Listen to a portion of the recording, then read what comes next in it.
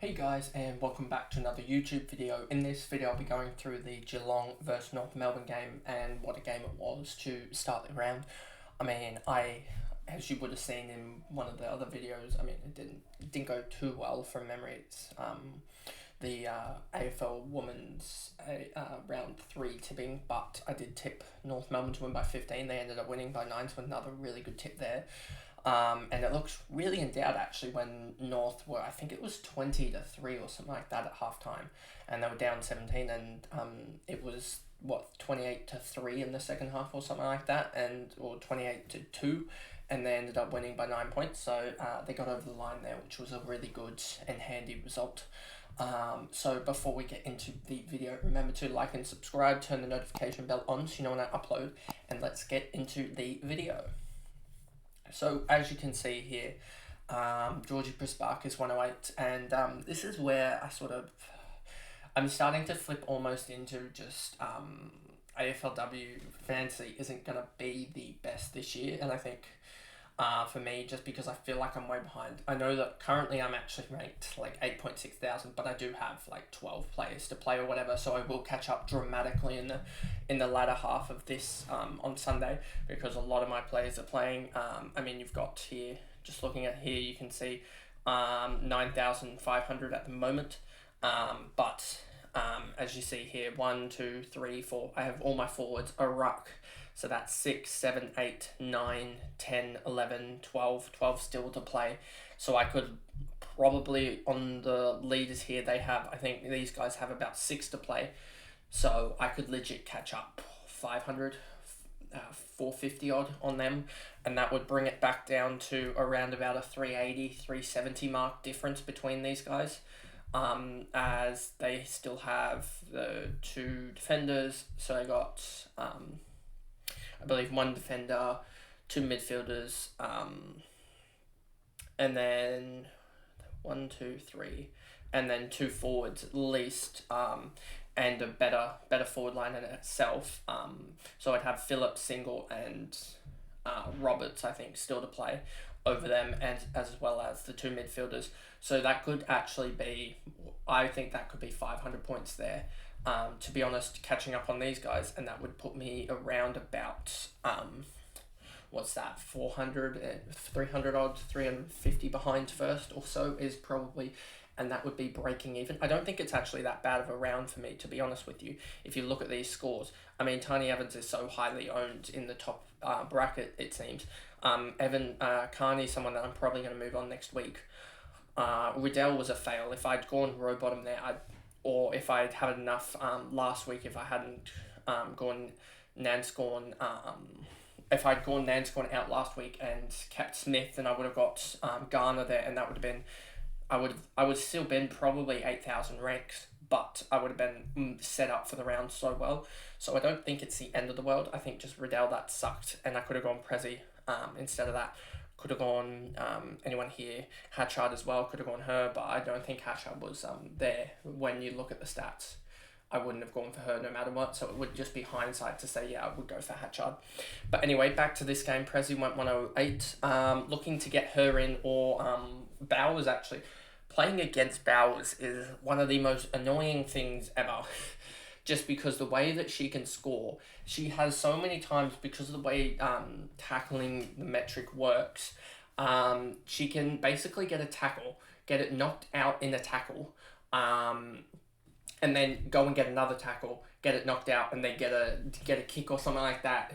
It's just ridiculous the way she can score so quickly. Prisbarkus, if we look at the standardized stats here, 8 tackles, so she is, for what she does, she actually gets a lot of tackles. Like, it's slightly surprising, to be honest, with the way that she plays, because she feels like she should be very similar to the likes of Conti. But you can see here, she's got 31 tackles through 3. That's a really good effort. So, I'm slightly surprised she gets that many tackles, but she's an absolute star.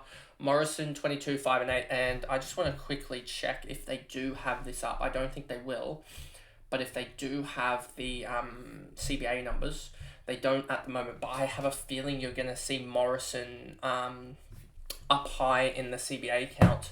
Let me just check on my phone where they had her positioned, because if they had her positioned on the actual field, that's going to be iffy. As in, she's going to have a lot of CBA numbers. Let's just see the teams quickly, lineups. Geelong, because I can see it easier.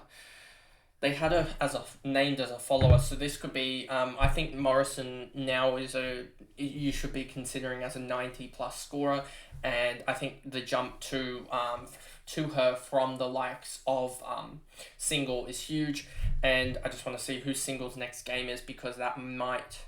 I'm gonna probably get Morrison in for for Stratton or Nanscorn off the bench, like use that cash gen from them. I'm just going to check here. Who do Port play Geelong? That's an interesting game. So I think I could easily swap. If Phillips loses her role, I probably will swap them. As Eagles have the Swans, which isn't the toughest matchup for midfielders. Midfielders seem to do well against the Swans. So there's that. So yes, I think there is a legitimate way that I do go. I could almost actually go, if I do get enough cash, I could almost go and get looking at the forwards here just quickly, averages. Toothgood again went huge as well, so don't know how I've missed her somehow, so need to look at that. But definitely getting Morrison and potentially looking at Rowe if she does get those midfield minutes again, and try and move on from Phillips and Single if I can, moving on from those two for from like Stratton or Nanscorn would be huge. I finally actually figured out how to say Nanscorn's name. It only took the commentator saying it 10 times over, but I got it in the end. But yeah, so Morrison is certainly one that I will target this week. Bowen 81, Gunjaka 80. She looks absolutely amazing down back, and she had a meh last quarter, so she could have actually gone like 90 if she went big, but she just looked huge intercepting. But that's not gonna formulate every single game, so that's not really an option. Then we go here. You got Emerson 78, McDonald 73, McDonald 56, Friswell, Maloney 48. She's just one that's just getting stuck out with no role, basically, as simple as that. Parry, again, just a forward, not getting in the act, and that can happen when you don't have that midfield or wing role. That seems crucial in AFLW at the moment. It doesn't matter about being down back or being in the forward line. It's just, do they have a wing role or do they have a mid on ball role, because the tackling is so heavily outnumbered that you just need someone that's around the ball 24/7 basically. And then no one really matters at the rest of this for Geelong. Then we move over to North, and Jazzy Garner 154, absolutely huge. 1 goal, 32 touches, 12 marks, just the perfect AFLW fantasy game for her. Let me see if you can actually see that now. Is that Mia King, I think? 25, 120. Emma King, 91. Why do teams love to have the same last name, but like 3 or 4 girls?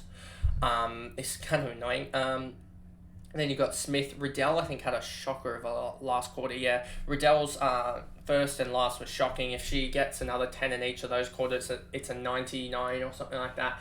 And it's a 99, sort of a cop-out score, it seems like, at the moment. So a little bit annoying with her. She just didn't get involved in terms of non-disposals, and that really just sucked. Bresnahan, 76. Carney, 69. Carney started on fire and then just decided to just not bother when North started to get on top.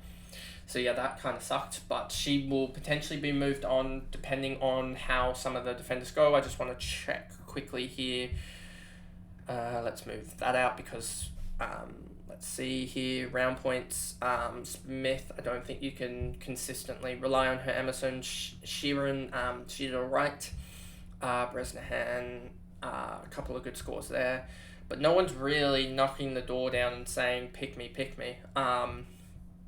over like Carney at the moment, which is really annoying. Like even O'Driscoll and others, like there's no one here that really did anything. So yeah, just Even Stannett decided to put up a shocker once everyone decided to get her in. So I said that Stannett's role wasn't gonna last, and it seems like it's finally not lasted. So yeah, I don't really think anyone here is really knocking the door down. I think Priest, you could move to her. And then, yeah, there is ways in which she can get to some people, but I think Pound, depending on her performance, could be one. And that's pretty much it, to be honest with you, as Lampard didn't back up her performance with a 26 after many people probably got her in. There's not really much I'm looking at here and looking at too convinced, to be honest with you. As I don't remember, there was a couple of people that had some really good round scores that have seemed to have fallen away anyway. But that is pretty much the video there, as there isn't anyone else to really talk about. Anyway, that is the video. If it goes, but yeah, there it goes. And I guess I'll see you guys in the next recap, which will be GWS versus Richmond. Bye, guys.